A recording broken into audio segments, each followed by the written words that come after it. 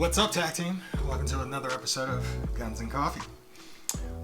Let me start off with two quick things. First, thank you for all the love and support that you guys have shown over the last couple of weeks. Also, thank you for your patience. And I want to apologize for missing out the past 2 weeks. I wanted to make sure that I'm not only delivering good content, I want to make sure that it's high quality. And one of the things that was kind of killing me was the sound quality to the stuff that I was putting out. So I wanted to try to fix that. So I've done some reconditioning of my sound equipment. So hopefully these next couple of videos will be a lot better. And as time goes on, that progress will continue. That being said, I want to kind of jump into what we're talking about today. And today we're talking about how to pick out the right handgun for you. This was a big question for me in starting out in all of this, is if I decide to get one, how do I know which one's going to be right for me?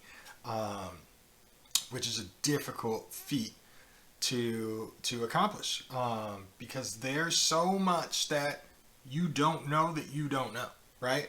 Obviously, first thing that's going to pop in your mind as well, I want one that looks good to me, right? As odd as that sounds, like you don't want to get something that just looks awkward, or weird, or whatever the word is that pops in your head when you see it. But when you start looking, people are going to try to help you, and they're going to have questions as well, and they're going to ask you things like, well, what are you using it for? Which is a question that threw me for a loop. Like, what do you mean, what am I using it for? But they're looking for answers like, is it for self-defense? Is it for everyday carry? Is it for work, service? Are you in the military? That kind of thing. And they're also probably gauging, like, how experienced are you, so I don't put the wrong thing in your hand.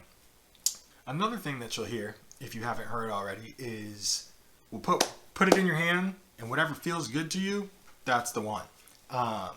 It's good advice. It's not great advice. Yes, it does need to feel good in your hand. But what happens if you put 5 in your hand and they all feel good, right? How do you know what feels good, right? But I kind of equivalent that to eating, right? How do you know what tastes good? You don't know until you put it in your mouth. Nevertheless, what I want to do today is kind of point out the things that you should be looking for that I noticed nobody really told me. They said the things that I just kind of told you, but they didn't say, hey, you should look for this, you should look for this, you should look for that. So I want to go over that today. And I'm going to do that with my CZP-10F because I did pick that out. Now, obviously, you want to do your research, or as much research as you can do that you can think of. A lot of my research was YouTube. What's the best for this? What's the best for that? What's the best in 2020? What's the best in 2021? Whatever search term suits your heart. But that's what I did. And the CZP-10F, I had heard from multiple sources that it's a great shooter out of the box. The trigger is great. You're going to love this gun. And when I had that one, and I also was looking at something called the VP9, or the VP9, the HK VP9. And that was my second choice. So whichever one of the two that I found first, I was going to go for, because pandemic times, shortage, you get it, right? Luckily, after visiting like the 7th or 8th store, I ran into a CZ and I grabbed it as soon as I could. And I'm sure that, well, we'll get into that later. Anyways, my P10F I'm super proud of. But let's talk about what made it feel good in my hand, right? So the first thing is, we'll start from the back and move to the front, is how does the grip texture feel in your hand, right? If it feels like, yeah, I'm not going to drop this, this feels good, it's flush, it's not too oversized, it's not too small, that's kind of what you're looking for. But another thing you should know, or you should be asking about as you start putting guns in your hand, like, yeah, this might feel good, it might not, it's almost there. You need to say, can I see the box, or what comes with it?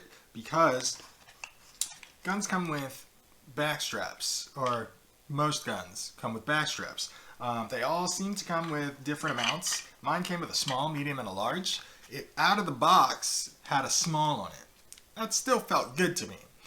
But when I got it home and I got my punch set out, I switched it to the I switched it to the large because I thought, well, I've got big hands, I must need the large. That felt too big, which was surprising to me.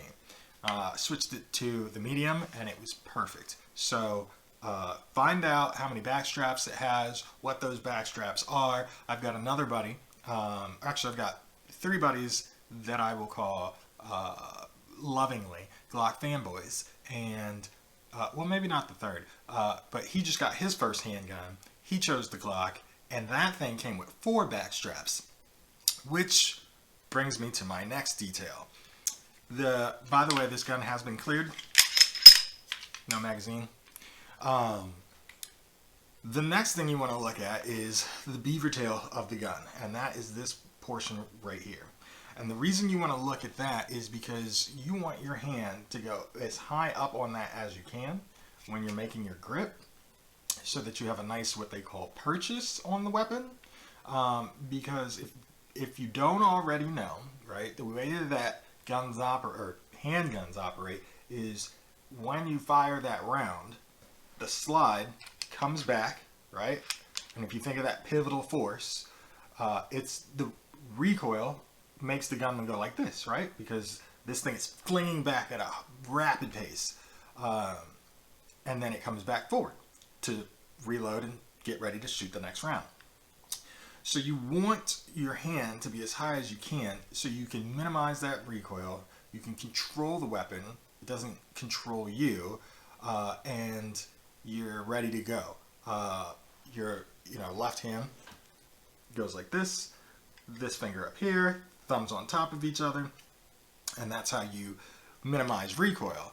Now, if you can hold a gun like this and it feels good and natural in your hand, that might be the gun for you, right?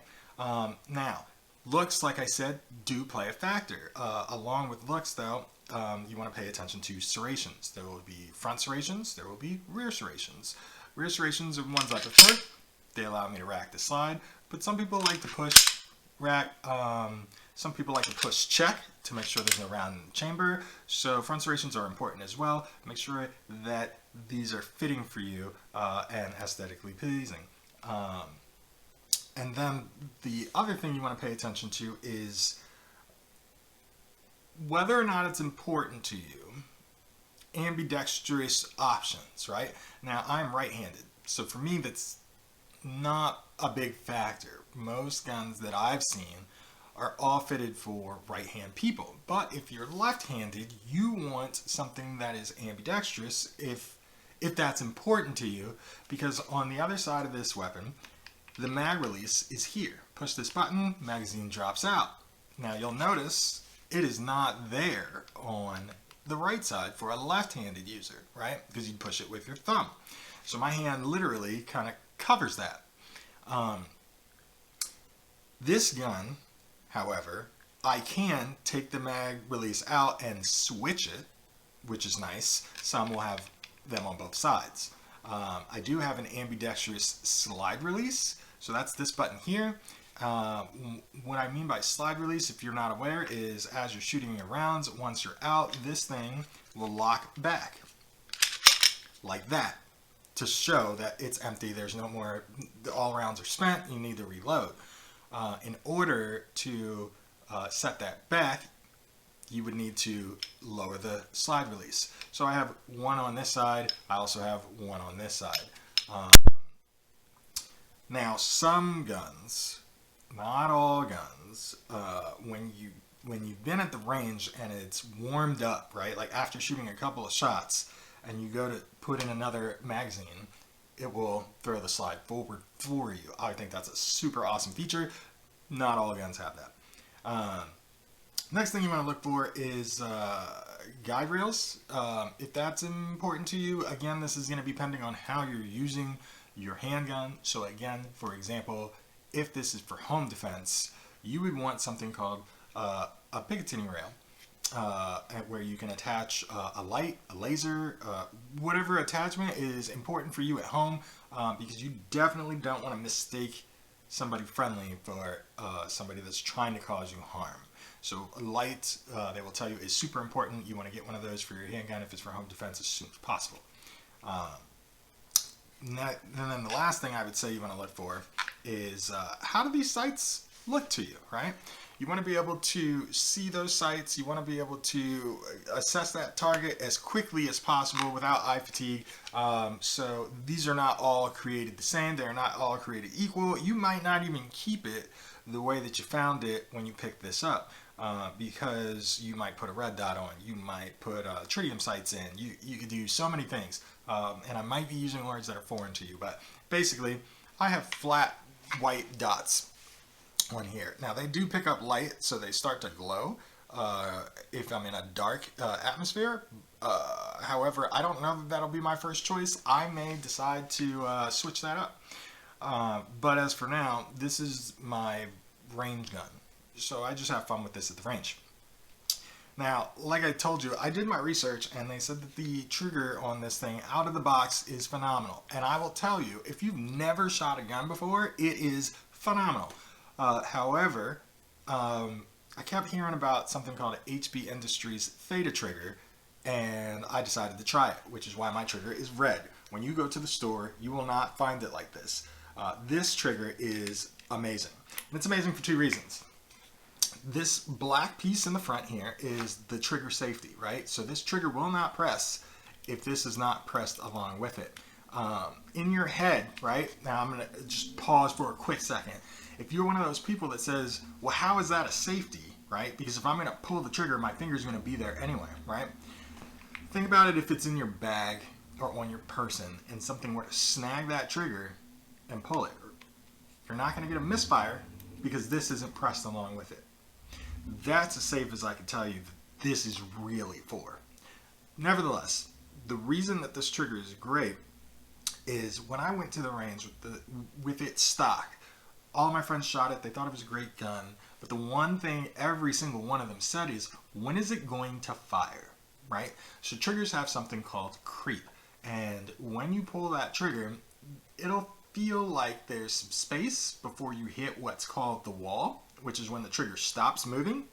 And then if you pull it past that point where it stopped moving, that's when the trigger fires, right?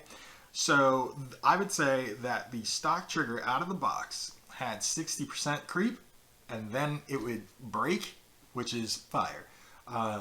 This has since changed that, so it's instant. There is, I would say, I don't know, something stupid like 13% creep before you hit that wall.